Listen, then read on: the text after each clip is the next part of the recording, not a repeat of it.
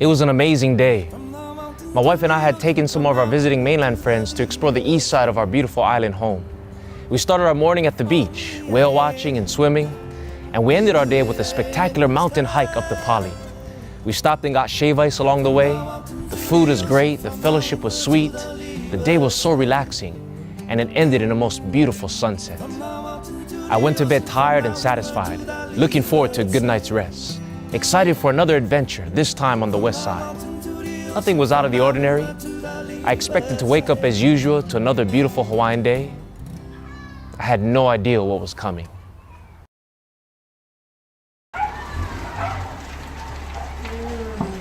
At 3 o'clock that morning, I was rudely awakened by a terrifying scream. There was a loud pounding on my door. The house next door was on fire. And when I rushed out of the house, I was brought face to face with a blazing inferno. It was already as high as our 2-story home, and it began to reach over our walls. I did my best to protect our home, but my puny garden hose did absolutely nothing. It was good enough to water my mango tree, but it was powerless over this angry conflagration. 5 minutes later, and the fire had broken our windows and was spreading in our family home. The home that my beloved grandfather built from the foundation up with his own hands. Had we slept just 5 minutes longer, perhaps I wouldn't be here to tell the story. I didn't have any time to gather any of my possessions. I only had time to wake up my wife, throw on a shirt, and get out. And thank God we all got out. It was a crazy experience.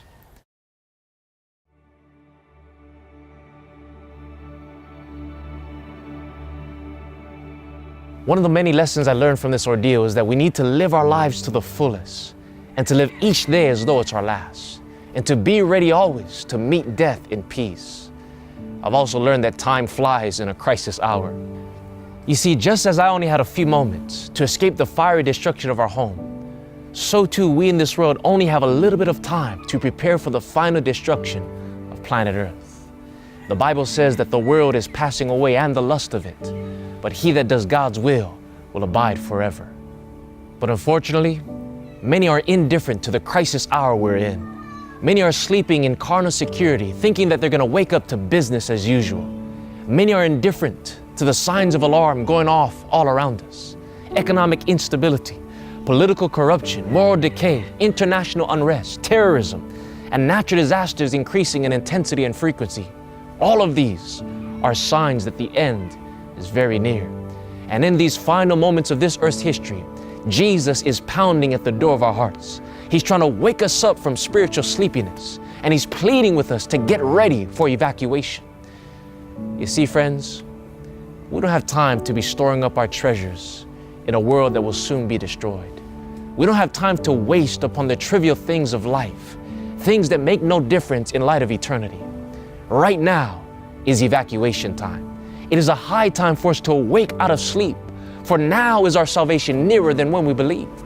It is time for us to seek the Lord with all our hearts, time to pray like we've never prayed before, time to gather our loved ones at the altar of sacrifice, time to give our hearts to the only one that can save us when this whole world is on fire.